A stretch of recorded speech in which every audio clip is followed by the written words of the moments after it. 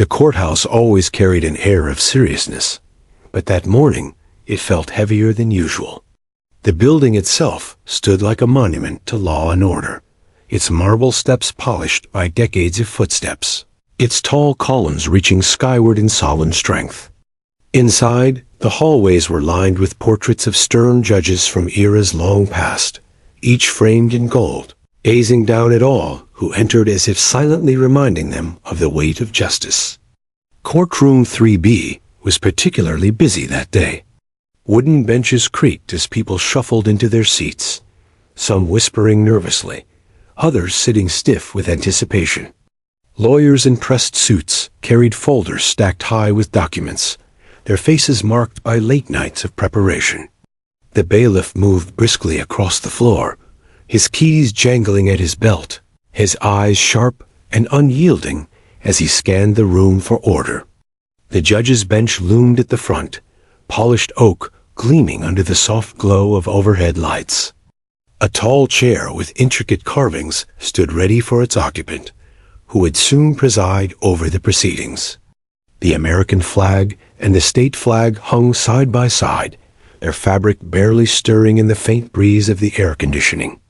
Every detail of the room seemed designed to convey seriousness, the heavy drapes, the strict silence, the way even footsteps sounded too loud on the tiled floor. But among the expected faces of officers, clerks, and attorneys was one figure that drew every eye. Sitting calmly at the front, just beside his handler, was Max. Max was not a man, nor a lawyer, nor a witness in the traditional sense. He was a German shepherd, sleek and strong, wearing a vest that bore the proud words, Police K9. His dark coat glistened under the lights, his pointed ears alert, his amber eyes scanning the room with quiet intelligence.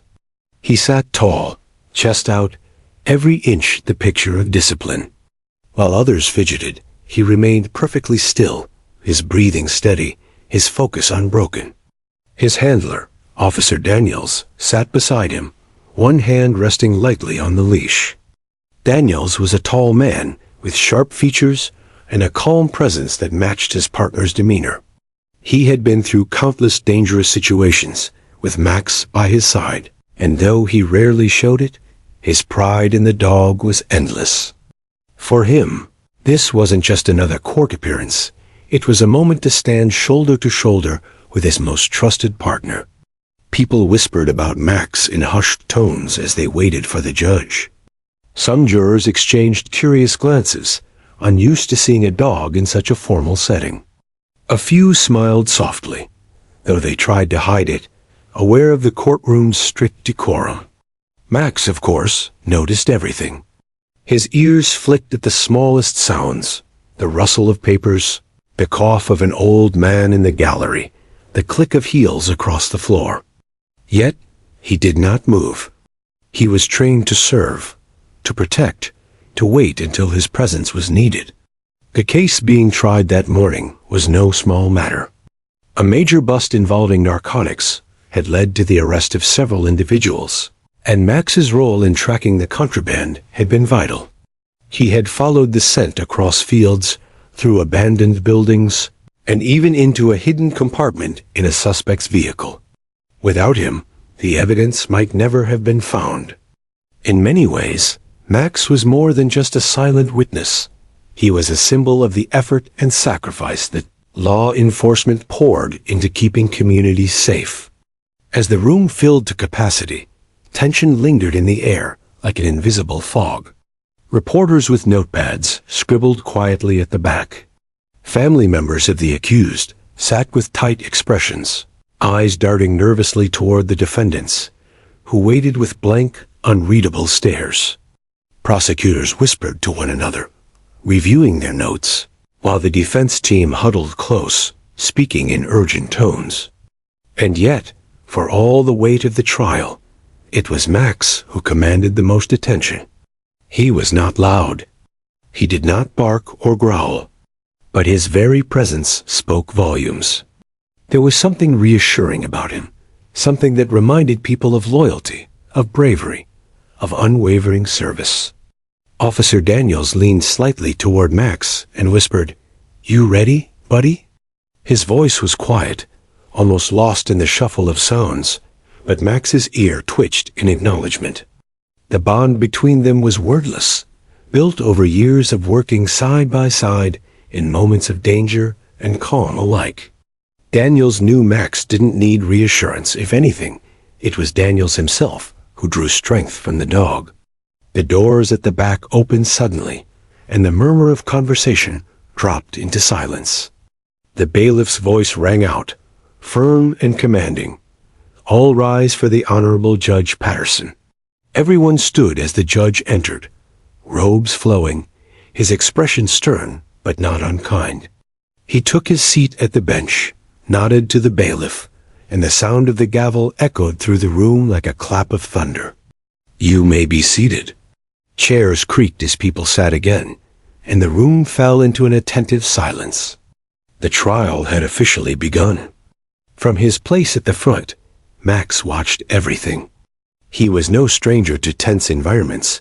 He had been in raids where adrenaline surged like fire, in rescues where seconds meant the difference between life and death. But here, in the quiet formality of the courtroom, he served a different role. His calm presence was not just for show. It was a reminder of the work already done, the risks already taken. As the first lawyer stood to speak, the tension returned. Words flew like carefully sharpened arrows, accusations and defenses crafted with precision. But through it all, Max remained the steady anchor in the storm. His eyes, bright and watchful, moved from speaker to speaker, his ears flicking at each shift in tone. To some in the room, it almost felt as though he understood. The trial was only just beginning, yet the stage was set. The courtroom was filled with the weight of justice, the presence of duty, and the hum of human drama. And right there, at the heart of it all, was a dog who represented more than anyone realized. What no one could have predicted, what none of the lawyers, jurors, or even the stern-faced judge could anticipate, was that this carefully controlled environment was about to be interrupted in the most unexpected and heartwarming way. And the one to do it would not be a lawyer or a defendant. It would be a 3-year-old girl with a crayon. Max was not simply a dog sitting quietly in the courthouse. He was a story all by himself. His history was written not in words, but in scars, in wagging tails after victories, and in the countless nights spent on duty. For those who only saw him sitting obediently beside Officer Daniels, it was easy to forget the long path that had led him there. Max had been born in a small kennel in Pennsylvania, part of a litter bred specifically for intelligence, strength, and discipline. From the start, he was different. While his brothers and sisters barked wildly, fighting for attention, Max was calm. He watched. He studied. When the breeder tested them with rattling cans or sudden loud noises, most of the puppies bolted or barked nervously. Max did not. He tilted his head, ears pricked, as if trying to solve the mystery behind every sound. That quiet curiosity was his first mark of greatness. By the time he was a year old, Max had been chosen for the Canine Training Program. The academy was no gentle walk in the park. It was a grueling, months-long trial where only the most resilient dogs succeeded. The recruits were taught obedience, first simple commands like sit, stay, heel. But it wasn't enough to obey. They had to obey instantly, without hesitation, even in the middle of chaos. Max excelled. His responses were sharp, precise, and delivered with a confidence that set him apart. Tracking was his next test. Trainers would hide objects, sometimes far across fields or deep in wooded areas, and the dogs were expected to find them by scent alone.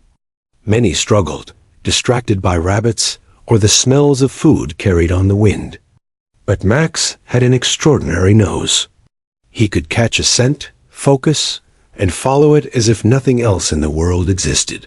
His accuracy stunned even the senior trainers. "This one," they said, "is special. But perhaps the most difficult part of training wasn't about skill, it was about trust. Each K9 needed a handler they could bond with, a partner who would understand them better than anyone else. That was where Officer Daniels entered Max's life. Daniels was not new to K9 work. He had served with another partner, Rex, a Belgian Malinois who had retired after nearly a decade of service.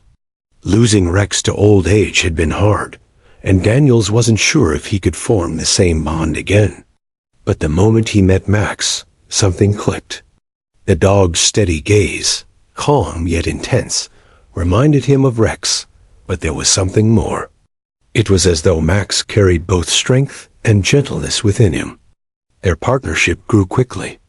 They trained daily, running drills that tested their endurance, focus, and teamwork. Daniels learned to read the smallest flick of Max's ear, the slightest shift in his posture. Max, in turn, learned to trust Daniels' voice above all others. Together, they became inseparable. Their first real mission together was a missing child case. A 4-year-old boy had wandered into the woods at dusk, and panic spread as darkness fell. Police officers combed the area with flashlights, but the terrain was dense and confusing. Daniels unclipped Max's leash, knelt down, and whispered, "Find him." Max pressed his nose to a small jacket left behind, inhaled deeply, and bounded into the trees. Daniels followed, heart racing. For nearly an hour, they pushed through thickets and mud, Max leading with determination. Finally, Max stopped at the base of an old oak tree. Beneath its roots, curled up and crying softly, was the boy. Max whined gently, wagged his tail, and nudged the child until Daniels reached them. That night, Max didn't just find a missing person, he saved a life. From that moment, the department knew they had something extraordinary in their ranks. Over the years, Max's reputation grew. He sniffed out narcotics hidden in car compartments, so cleverly concealed that officers had missed them in repeated searches.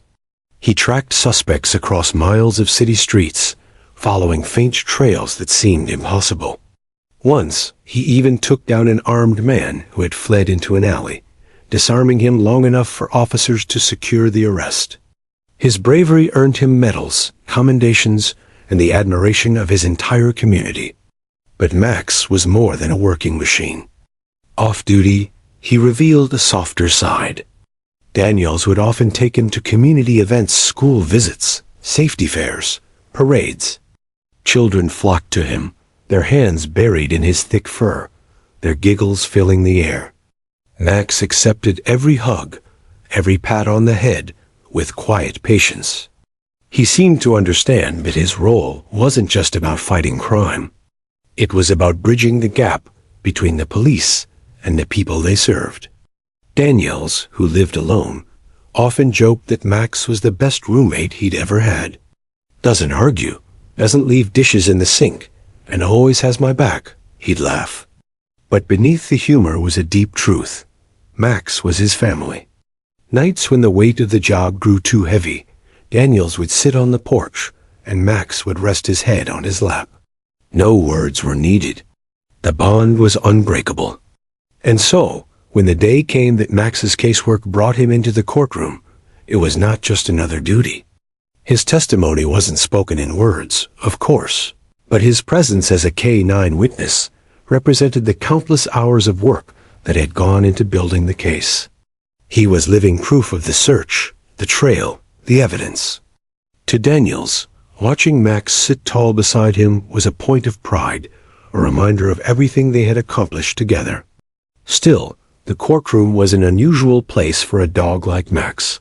He was used to alleys and forests, to streets and stations, not polished wood and stern faces. Yet he adapted, as he always did. Sitting calmly at Daniel's side, he gave no hint of nervousness.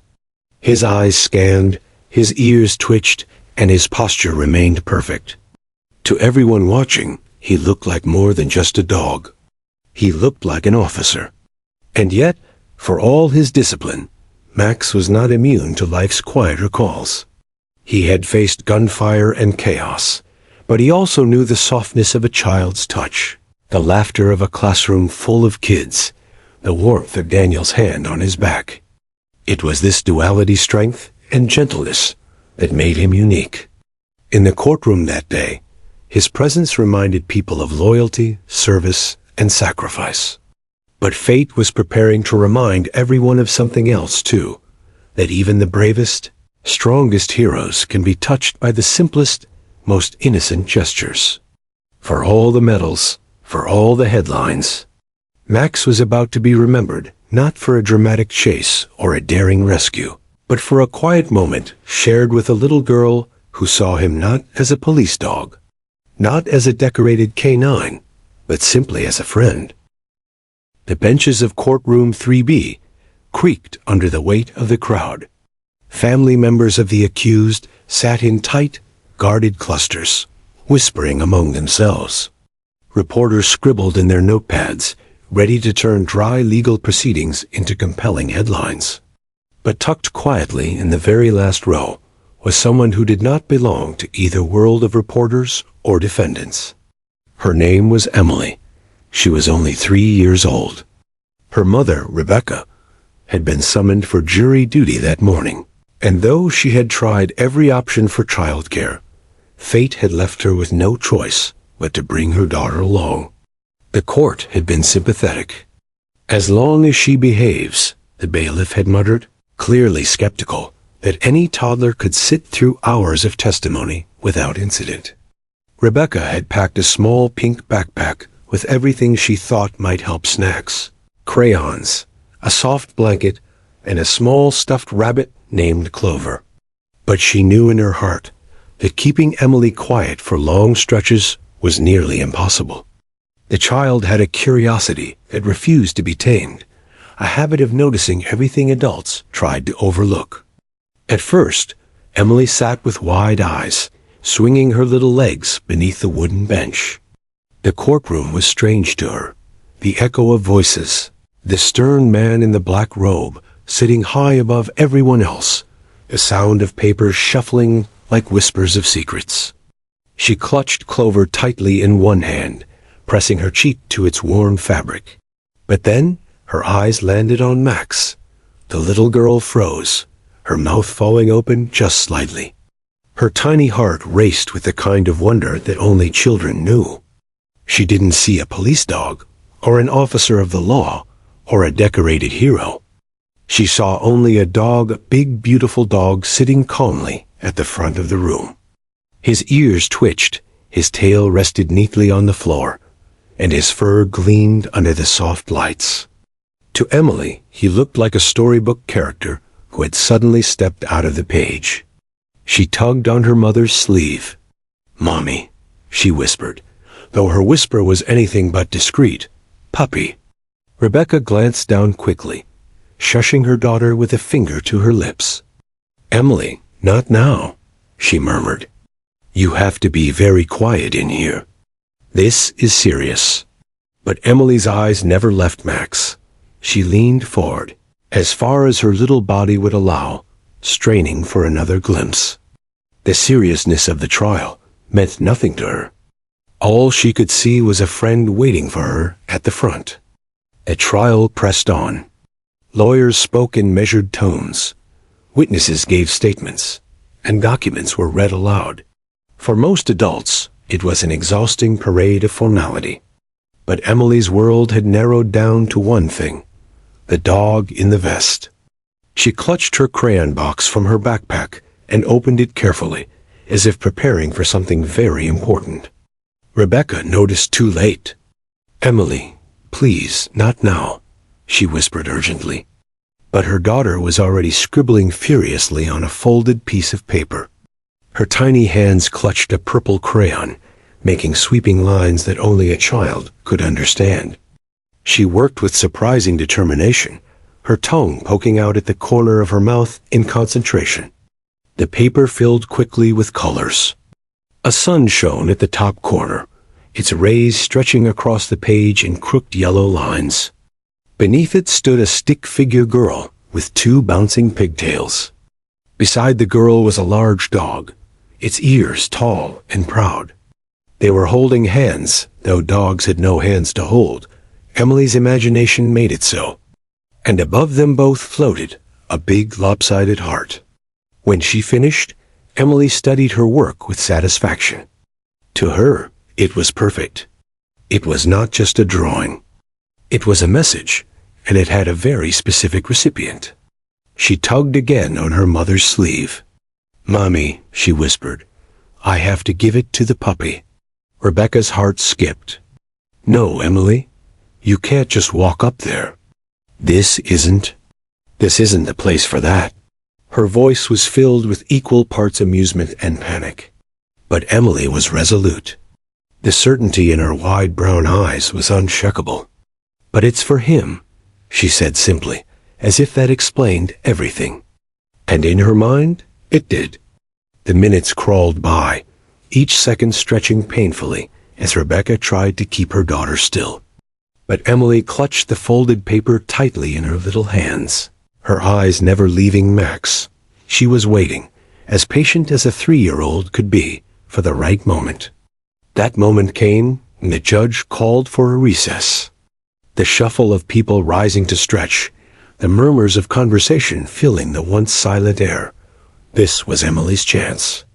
Before her mother could stop her, Emily slid off the bench and toddled down the long aisle, her tiny shoes clicking against the polished floor. Clover the stuffed rabbit was forgotten, her crayon box abandoned. All that mattered now was the folded note clutched tightly in her fist. The courtroom seemed to hold its breath as she moved. Some people chuckled softly, others frowned, unsure whether to intervene. The bailiff stiffened, stepping forward out of habit, but Officer Daniels caught his eye and gave the faintest shake of his head. He understood. Emily walked with the kind of determination that made adults smile despite themselves. Her little legs carried her all the way to the front, past the rows of lawyers and officers, until she stood just a few feet from Max. Max had already noticed her. His amber eyes followed her every step, ears twitching at the sound of her approach. To him, she posed no threat, no danger. She was small, harmless, and yet strangely purposeful. He tilted his head ever so slightly, as if curious about what she was carrying. Emily stopped in front of him and held out the folded paper with both hands. Her voice, sweet and high, carried just enough to be heard. "This is for you." The room went still. Lawyers who had been arguing fiercely moments before paused mid-sentence. Jurors leaned forward unconsciously. Reporters, sensing the unexpected, scribbled faster. Even Judge Patterson, halfway through a sip of water, froze with the glass in his hand. Officer Daniels crouched down beside Max, taking the paper gently from Emily's small hands. He unfolded it and smiled as the crayon lines came to life. "It's a picture," he murmured softly, though the whole front row could hear. He showed it to Max, as if the dog too should admire the artwork. "Looks like you've made a friend, buddy." Max, disciplined as ever, did not break training. But his ears twitched, his eyes softened, and his tail gave the faintest, slow wag against the polished floor. Emily beamed, satisfied. To her, the mission was complete. She had delivered her message. The courtroom would never forget that moment. Adults who had entered that room with hearts heavy from the weight of justice now felt something lighter. A child's innocence had slipped into a place of rules and authority, softening its edges in a way no lawyer could.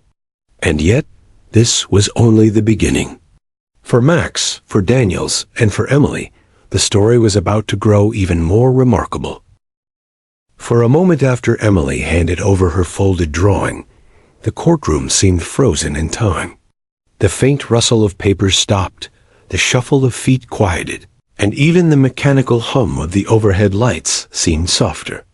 It was as though the entire room had been caught between the gravity of justice and the lightness of a child's heart. Officer Daniels held the note carefully, unfolding it with the reverence one might give to an official exhibit. Bright crayon lines spread across the paper, shaky but purposeful. A stick-figure girl with two messy circles for pigtails smiled under the jagged yellow rays of a sun.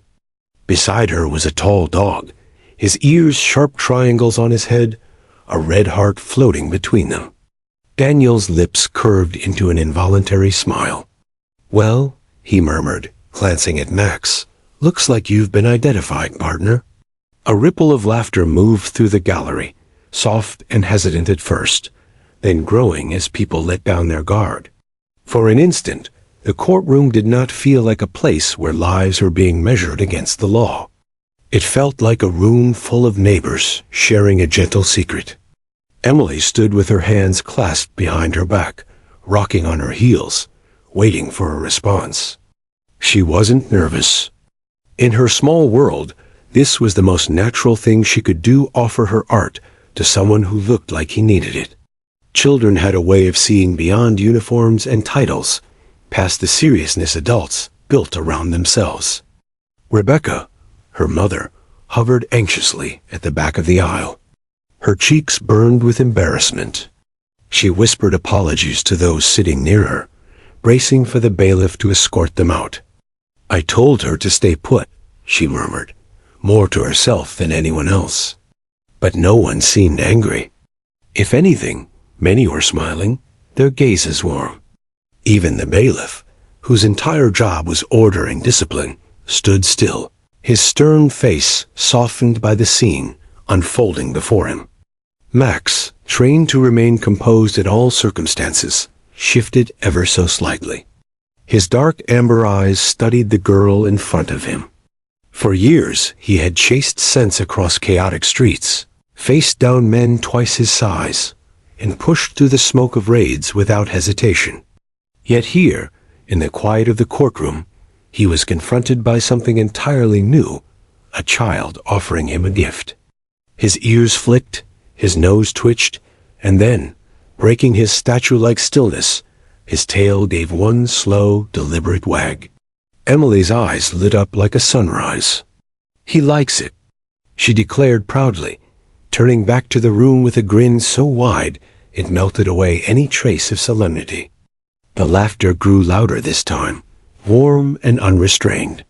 Even the stenographer, usually stone-faced as she typed each word into the record, hid a smile behind her hand. Judge Patterson, who had returned to his bench after the recess, adjusted his glasses and leaned forward slightly. He was known for his no-nonsense demeanor, his strict adherence to protocol. But even he was not immune to the charm of the moment. "Well," he said, his deep voice carrying across the room, "I suppose the court will allow this evidence to be temporarily admitted." His lips twitched into what might have been the closest thing to a smile anyone had ever seen on his face. The room erupted in gentle laughter, tension unraveling like a thread pulled loose. For a place built on conflict, arguments, and verdicts, this sudden eruption of innocence was disarming. Officer Daniels looked down at Emily and asked softly, "Did you draw this just for Max?" "Yes," she said, matter-of-factly, as though it were obvious. "He's a good puppy." She turned to Max and added with the seriousness only a child could muster, "You're brave." Daniels swallowed against the sudden lump in his throat. Brave, yes, Max had been called that many times. But hearing it from a child, in such simple words, carried a weight that medals and commendations never could. He glanced at his partner, feeling an odd tightness in his chest. Rebecca hurried forward, her voice low and apologetic. "I'm so sorry, officer. She just... I couldn't stop her." Daniels shook his head gently. "Don't apologize. She did something good today." He handed the folded paper back to Emily. "Why don't you hold on to this for him? Dogs aren't very good at keeping drawings safe." Emily's smile stretched even wider. She tucked the paper back into her backpack with a solemn nod, as though she'd been entrusted with a sacred duty. And then, in a moment that no one could have predicted, Max leaned forward. Slowly, deliberately, he pressed his nose to Emily's small hand and gave the gentlest lick. It wasn't playful or eager. It was restrained, respectful, as though even he understood the gravity of the exchange. The room gasped collectively, followed by a wave of soft laughter and sighs. Emily giggled, delighted, and wrapped her arms around Max's neck without hesitation. The big dog didn't move. He stood perfectly still, his eyes soft, his tail wagging once more. It was a picture no camera could fully capture. A hardened police dog embracing the innocence of a child in the middle of a room dedicated to justice. Reporters scribbled furiously, already drafting headlines in their minds. Jurors leaned back in their chairs, shoulders relaxing as though the weight they carried had lightened. Even the defendants at the opposite table, who had been staring at the floor moments before, looked up, their expressions softened by the sight. Rebecca reached for her daughter, gently pulling her back. "Come on, sweetheart, let's give him some space." But the damage or the blessing was already done. The atmosphere in courtroom 3B had been transformed. For years, Daniels had believed Max's greatest moments were the raids, the rescues, the arrests. But as he watched his partner lean into the child's embrace, he realized that courage wasn't only about charging into danger. Sometimes courage was allowing vulnerability, letting down walls, and responding to love in a place where it was least expected. The trial resumed eventually, but it felt different. The words of lawyers no longer echoed with the same harshness. The faces of jurors no longer looked burdened by duty alone. There was a softness in the air, a shared secret among everyone present. They had witnessed something profoundly human, or perhaps, more accurately, something profoundly humane. And for Emily, it was simple. She had seen a dog, drawn him a picture, and given it to him. She didn't know she had changed the mood of an entire courtroom. She didn't know she had reminded grown men and women judges, lawyers, officers, that beyond rules and laws, compassion was the truest form of justice. The courtroom, though bustling again after the recess, still carried a lingering softness from Emily's first bold step toward Max. People had returned to their seats, shuffling papers and whispering in hushed tones. But the memory of the little girl's drawing lingered in the air like a candle that refused to go out. Emily, however, was not finished. The folded paper was back in her backpack, tucked between her stuffed rabbit and her crayons. To her, it wasn't just a picture anymore, it was a promise. She had given it to Max once, but Daniels had told her to keep it safe for him. And in her mind, that meant she wasn't done. She had to make sure he knew it really belonged to him. Rebecca, sitting tensely on the bench, kept a firm hand on her daughter's shoulder. She had already apologized more times than she could count. The courtroom wasn't a daycare, and every laugh or smile from the crowd only deepened her guilt. She prayed silently that Emily wouldn't cause any more distractions. But children, as every parent learns, have their own timing, and Emily's wasn't finished yet. When the recess ended, the judge gavelled the room back into order. Voices lowered, movements quieted, and the ritual of justice resumed its steady rhythm. Prosecutors returned to their opening arguments. Defense attorneys shuffled notes, and the jury leaned forward in careful attention. But Emily's eyes remained fixed on Max. The little girl couldn't understand the legal jargon flying across the room. To her, the adults were simply talking too much about things that didn't matter. The only thing that mattered was the dog sitting calmly, faithfully, like a statue carved out of loyalty itself. Her small fingers worried at the strap of her backpack, itching to deliver her gift properly. Finally, during a pause in the proceedings, Emily slipped free of her mother's hand. Rebecca reacted too late. Before she could reach out, her daughter had already climbed down from the bench again, the folded drawing clutched tightly in her fist. Gasps echoed from the gallery as Emily began her determined march down the aisle. This time, she wasn't toddling nervously. She strode with purpose, her pigtails bouncing with each step, her tiny sneakers clicking against the wooden floor like a drumbeat. Her mission was clear. "Emily," Rebecca hissed, half rising from her seat. But the little girl didn't look back. The bailiff shifted uneasily, glancing at the judge. But Judge Patterson, who had been famously strict about courtroom decorum for decades, merely lifted a hand. His lips twitched in the faintest shadow of a smile. "Let's see where this goes," he said under his breath. Officer Daniels, sensing the moment again, leaned down toward Max. "Looks like she's coming back, buddy," he whispered. Max's ears twitched, eyes fixed on the small figure walking toward him. When Emily reached the front of the room, she stopped just short of Max's paws. Her little chest rose and fell as she drew in a deep breath. Then, in a clear, small voice that carried through the silence, she said, "This is really for you. You have to keep it." She held out the folded paper with both hands, her expression solemn, as though she were delivering something of great importance. Daniels hesitated, torn between maintaining order and honoring the purity of the moment. He reached out to take the note, but Emily pulled back slightly. "Not you," she said, shaking her head. Her eyes darted to Max. "It's for him." A ripple of laughter and soft gasps moved through the courtroom. Daniels chuckled under his breath, then turned to Max. "Well, you heard her, partner. Guess this one's all yours." Carefully, he guided Max forward, loosening the leash just enough for the dog to move closer. Max sniffed the paper, his nose brushing Emily's tiny fingers.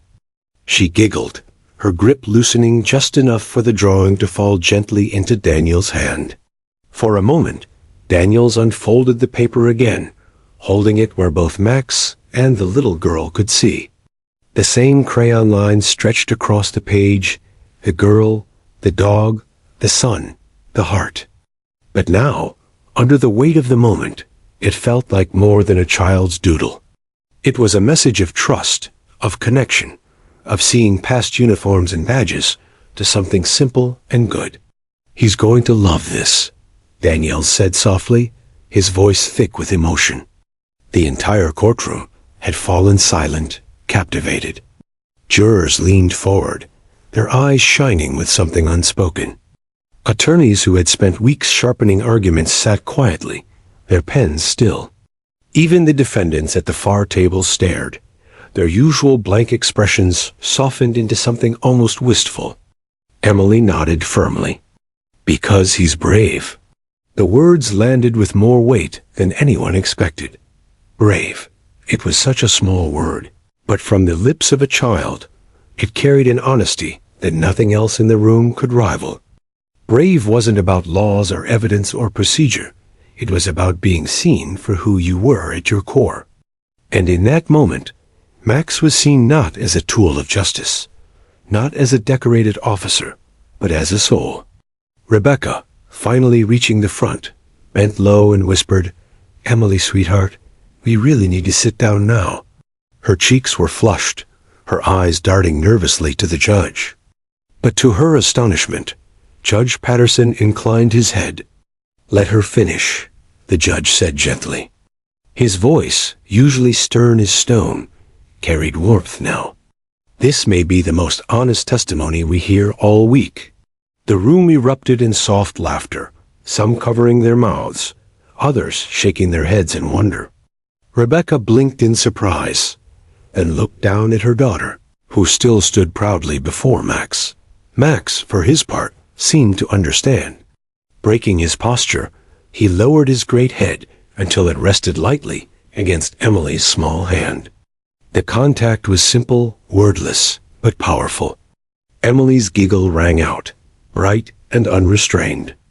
She crouched quickly, wrapping her arms around his neck in a hug. Cameras weren't allowed in the courtroom, but if they had been, the image would have been splashed across front pages. A child, a dog, and the kind of unspoken bond that words could never capture. Daniels cleared his throat, blinking rapidly as he straightened. He gently guided Emily back toward her mother. "Thank you, Emily," he said softly. "He'll remember this." Rebecca scooped her daughter into her arms, whispering apologies again. But when she looked around, she realized no one was angry. Quite the opposite. People were smiling, nodding, even dabbing at their eyes. The judge gavelled the room lightly. "Order," he said, though his voice lacked its usual edge. "Let us proceed. But I expect the court to keep in mind that sometimes the smallest witnesses remind us of the biggest truths." The laughter that followed was genuine, heartfelt. And though the trial resumed, its gravity returning, the weight felt different now. It was lighter, infused with the memory of innocence, and the reminder that compassion belonged even in the most serious of places.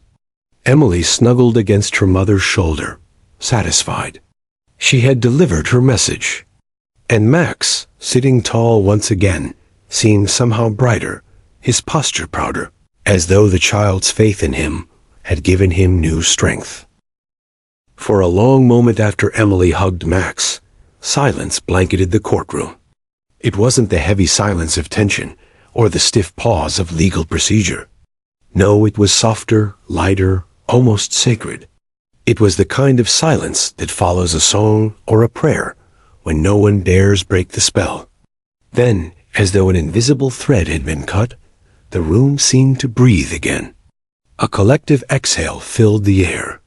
The solemnity of the trial was still there, but something had shifted deep beneath it. Judge Patterson was the first to react. For decades, he had presided over cases that tested his patience and his faith in humanity. He had heard stories of betrayal, violence, cruelty, and pain. Rarely had anything surprised him anymore.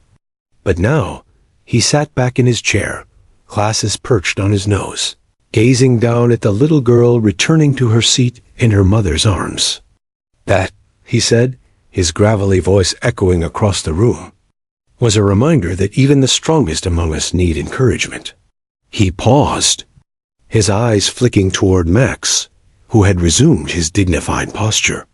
And sometimes, the most honest encouragement comes from places we least expect. The gallery chuckled softly, their smiles lingering. The stern bailiff, who usually glared at even the faintest whisper, allowed himself the ghost of a grin. Jurors exchanged glances, some shaking their heads as though still trying to process what they had seen. A few dabbed discreetly at their eyes, pretending to adjust their glasses or rub away fatigue. On the prosecution side, the lead attorney cleared his throat, clearly eager to move on. But even he couldn't suppress the warmth in his expression. He gave Daniels a small nod, a silent acknowledgement of what had just happened. Across the aisle, the defense attorney leaned back in his chair, lips curved into an amused smile. Even his client, the defendant whose fate hung in the balance, watched with softened eyes, as though for a moment he wasn't the accused, but simply another man touched by the simple purity of a child's act. Officer Daniels himself sat straighter, the folded crayon drawing now tucked carefully into the inner pocket of his uniform jacket. He had carried medals and commendations before, but somehow this flimsy paper carried more weight than all of them combined. He glanced down at Max, whose calm composure hadn't wavered, and whispered, "She's got your number, partner." "Brave, huh?" Max didn't move, but Daniels could swear his partner's eyes were brighter, more alive, as though the child's faith had seeped into him. From the back row, Rebecca cradled Emily, cheeks still flushed with embarrassment, but her heart swelling with something else pride. Her little girl had disrupted the solemn gears of justice. Yes, but in doing so, she had given the room something that none of them could deny: hope. A trial resumed eventually.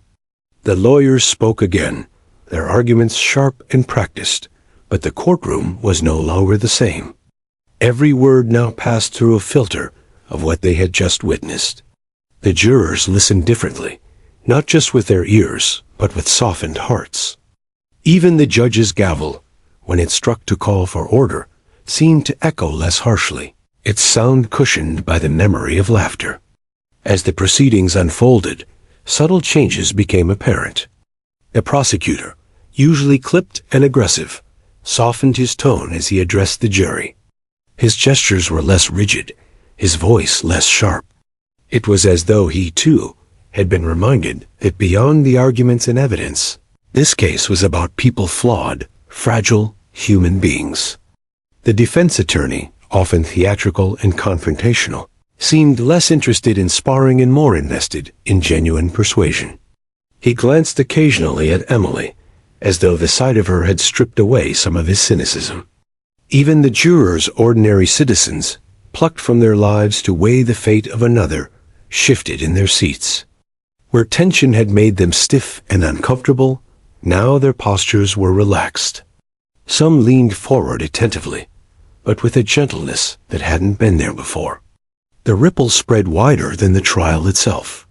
Reporters scribbling in the gallery had already decided how they would frame the story. Headlines danced in their notebooks. Canine's courtroom moment stuns. Judge and jury. Child brings warmth to cold trial. They knew the public would latch on to this, the reminder that even within the halls of law, humanity still had room to breathe. And then there was Max. To most, he was just a dog. To Daniels, he was a partner. To the court, he was a witness, a piece of evidence that could not speak, but whose actions carried weight. Yet after Emily's message, Max became something more.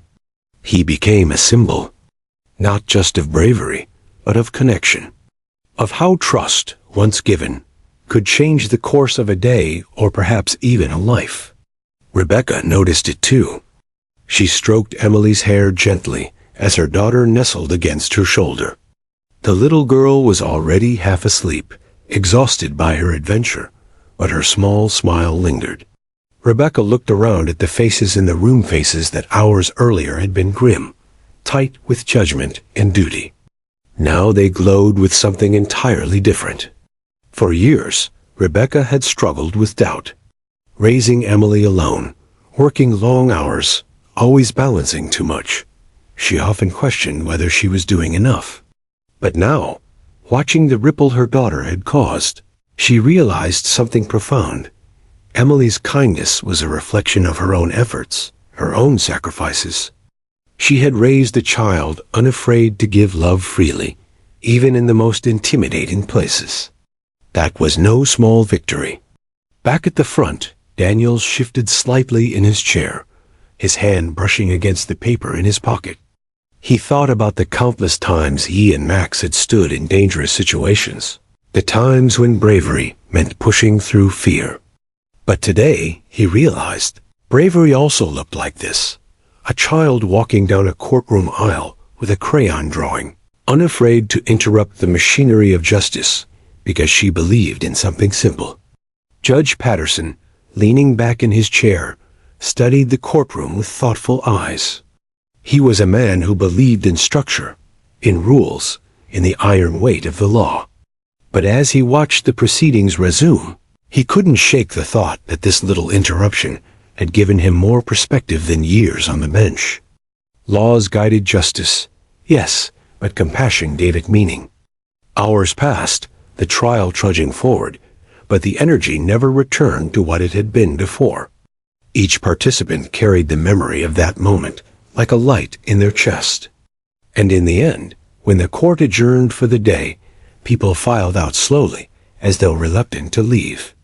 They chatted in hushed tones, replaying the sight of Max and Emily in their minds. Strangers exchanged smiles, nodding as if to say, "We were here. We saw it." Outside, the autumn sun bathed the courthouse steps in golden light. Reporters swarmed, eager to file their stories. Jurors whispered to each other as they walked to their cars, their faces softer than they had been that morning. Inside, Daniels paused to clip Max's leash, his hand brushing against the folded drawing once more. He looked down at his partner, who stared back with steady eyes. "She gave us something today," he murmured. something we didn't even know we needed. Max wagged his tail once, slow and deliberate. For everyone else, the day had been just another chapter in a long, complicated trial. But for Daniels, and perhaps for everyone who had sat in that room, it had been something more. A reminder that even in the halls of justice, where lives hung in the balance, there was room for kindness, innocence, and the courage to give love freely. And all of it, Daniels thought with a small smile, came from a 3-year-old and a piece of paper covered in crayons. This is one of the most touching and climactic sections of the story. Max, the disciplined police K9, finally shows a moment of tenderness in front of everyone. It's not just about a lick or a wag of the tail. It's about what that gesture means to Emily, Daniels, and the entire courtroom. The goal here is to stretch this small act into something deeply moving, exploring it from multiple perspectives so that every reader feels the weight of it. Here's the 1,200-word continuation. Part 7. Max's gentle response extended approximately 1,200 words. The courtroom had nearly settled back into its rhythm when it happened. Lawyers spoke again. Papers shuffled. The jury leaned forward to listen.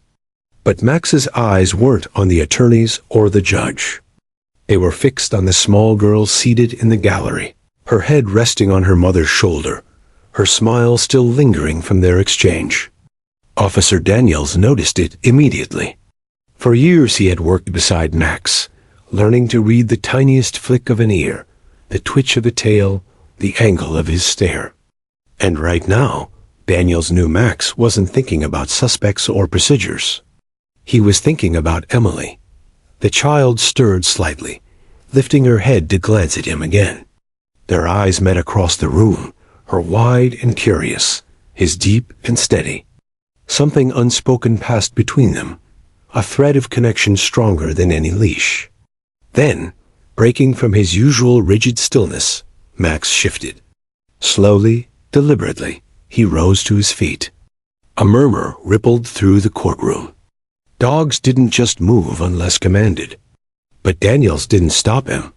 He trusted his partner too much for that. Max padded forward a single step, the sound of his nails clicking lightly against the polished wooden floor. He lowered his head, ears flicking forward, and took another step toward Emily. Daniels tightened the leash slightly, but Max only moved until he was close enough to bridge the gap. And then he leaned down. The great K9, whose very presence had intimidated criminals and reassured officers, gently pressed his nose against Emily's outstretched hand. His breath was warm, steady, unhurried. And in the quiet that followed, he did something that melted every heart in the room. He licked her fingers. It was not a sloppy, playful gesture like a family pet might give. It was soft, deliberate, as though Max himself understood that this was a sacred exchange. Emily giggled, the sound pure and bright, echoing against the wooden walls like bells. "Oh, he really likes me now," she declared in a voice filled with triumph. The gallery erupted into laughter, genuine, warm, unstoppable.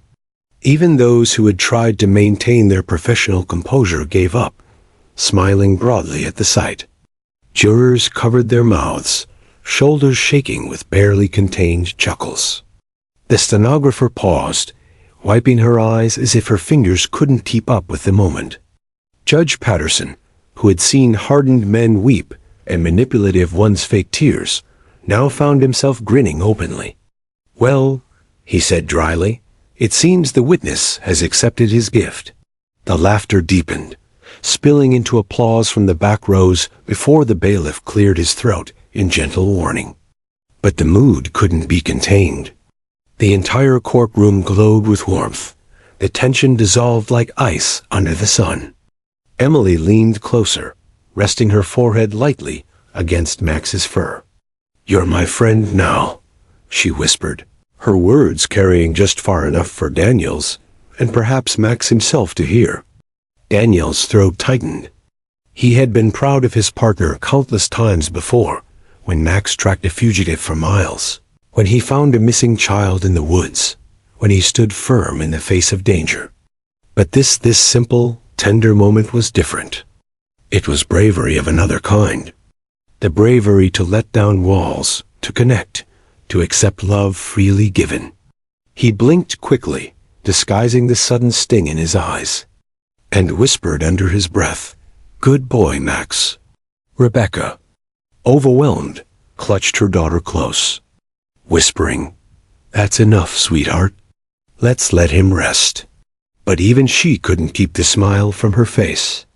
Emily wriggled only slightly, still beaming, her small hands patting Max's neck one last time before she allowed herself to be guided back to her seat. The moment lingered. It was more than a child petting a dog. It was a reminder of truth that everyone in that room needed to hear, whether they realized it or not. Justice was important. Order was necessary. But without compassion, without tenderness, without the courage to care, justice was hollow. The ripple spread outward in ways no one could have predicted. The jury, now visibly softer, seemed to carry a new weight, not of duty, but of responsibility, tempered with humanity. The prosecutor, who had been preparing his next line of questioning, paused and looked down at his notes with new eyes. Even the defense attorney sat quietly, his confident smirk replaced by something more thoughtful. And across the room, the defendant himself, who had avoided eye contact for much of the trial, lifted his gaze. His eyes fell on the child and the dog, and for a fleeting second, something broke through his hardened exterior. Regret, perhaps. Or maybe just the memory of a time when life had been simpler, when kindness was freely given and received. Whatever it was, it flickered and then was gone, but not before it left its mark. Judge Patterson gave the gavel a light tap, not out of frustration, but to bring focus back to the task at hand. "Let us proceed," he said, though his voice lacked its usual sternness.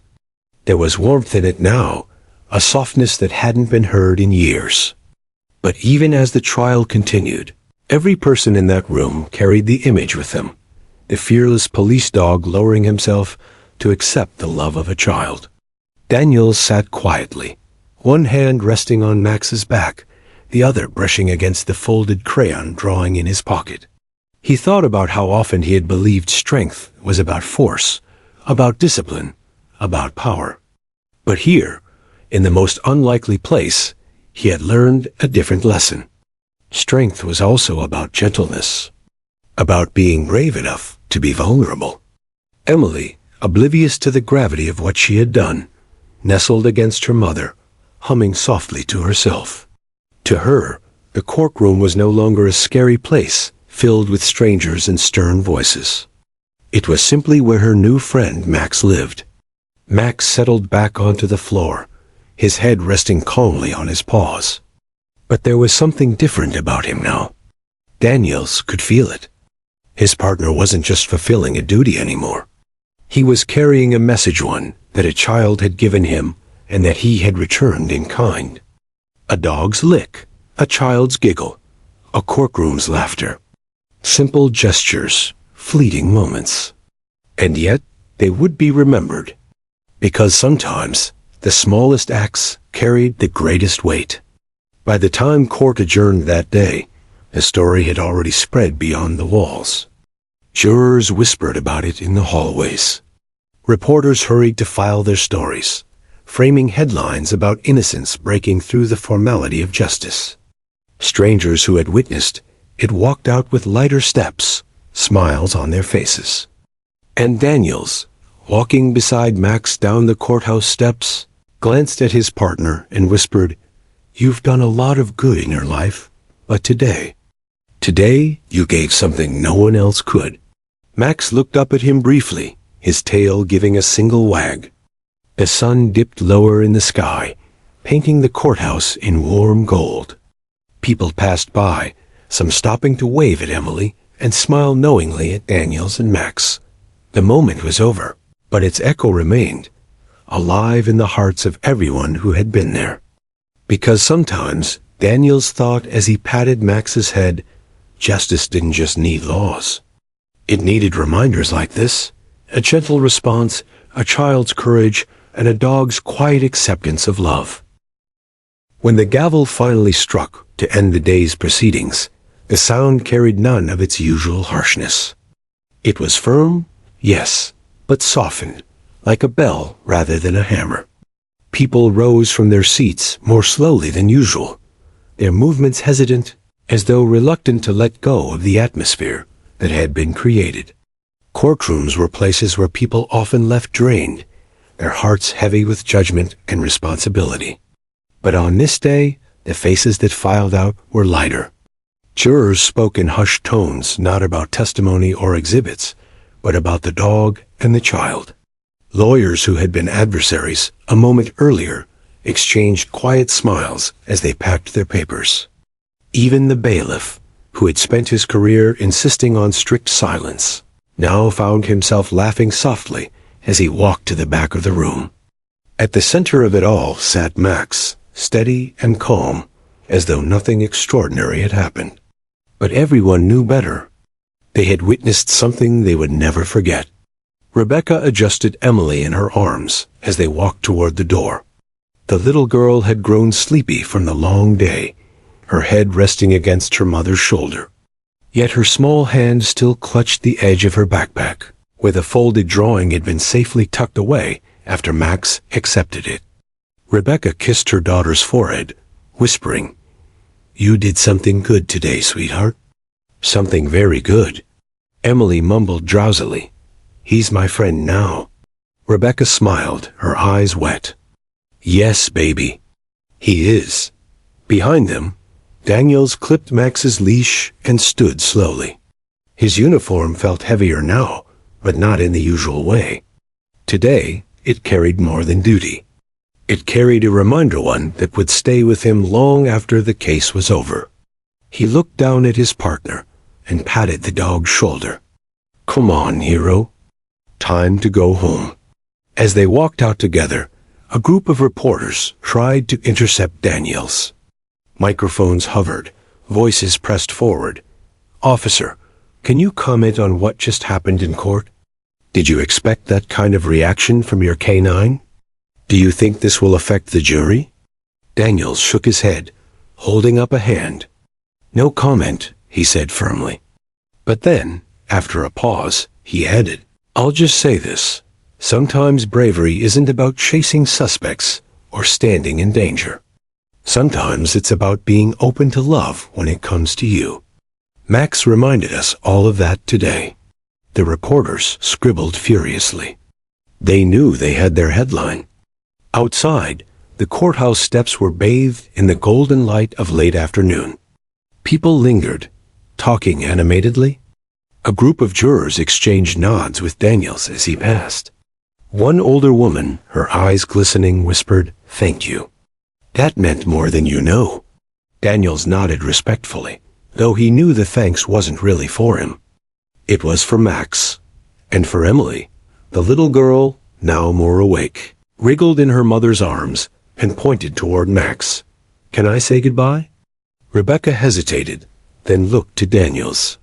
He smiled and nodded. Emily slid down to the pavement and trotted over.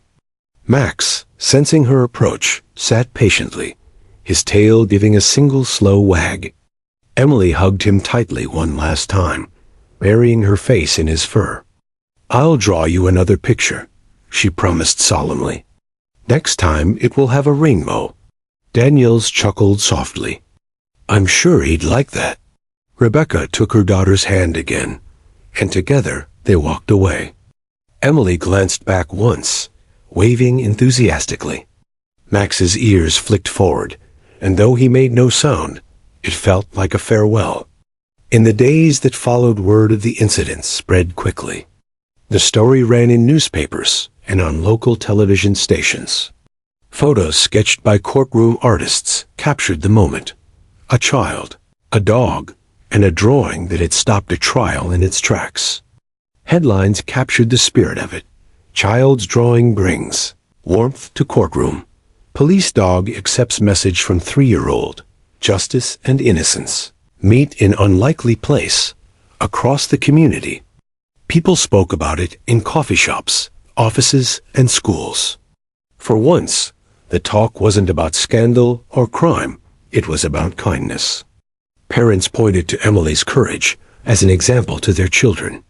Officers at the precinct teased Daniels good-naturedly, but deep down they admired what Max had shown them. Even Judge Patterson, known for his stern and serious demeanor, carried the moment with him. A week later, when delivering instructions to a new jury, he paused mid-sentence. His eyes drifted to Max, seated calmly beside Daniels, and he said, "Let us remember that justice must be guided by the law, but not stripped of compassion." Recently, I was reminded of that in a most unexpected way. The jurors, unaware of the backstory, looked puzzled. But for those who knew, the words rang deep. For Daniels and Max, at home that evening, Daniels removed his jacket and sat heavily in his chair, the folded drawing still in his pocket. He pulled it out carefully, smoothing the creases with his hand. The crayon colors were uneven, the figures simple, but to him it was more valuable than any commendation he'd ever received. He pinned it to the corkboard above his desk, right beside Max's certificates of service and photographs from the field. It didn't look out of place. In fact, it completed the board, a reminder that his partner wasn't just a tool of law enforcement, but a living, breathing creature with the power to touch hearts. He glanced at Max, who lay stretched on the rug, eyes half closed, but alert as ever. "She saw something in you, partner," Daniel said softly. And she wasn't wrong. Max's tail thumped once against the floor, as though in agreement. For Emily at home, Emily pulled out her crayons again. This time she drew with more purpose. Her little hands gripped each color tightly, scribbling with determination. When her mother peeked over her shoulder, she saw a rainbow arcing across the page, with Max standing proudly beneath it. "Another one for your friend?" Rebecca asked gently. Emily nodded. "He's brave. Brave dogs like rainbows." Rebecca kissed the top of her daughter's head, tears stinging her eyes. She realized that Emily's simple truth was one the world often forgot. Bravery wasn't only about facing fear, it was about offering kindness without hesitation. The lasting impression weeks later, when the trial reached its conclusion, those who had been in courtroom 3B still remembered that one afternoon when everything had stopped for a child's message. The verdict came and went, the details faded into legal history, but the story of Max and Emily lived on in retellings. Some said it reminded them of their own children. Others said it made them trust in the justice system a little more, not because of the verdict, but because they had seen humanity at its core. And for Daniels, it became a story he would tell for years. When new recruits joined the force, nervous and eager, he'd point to the drawing on his corkboard. "That," he'd say, "was the bravest moment my partner ever had." Don't forget, strength is nothing without compassion.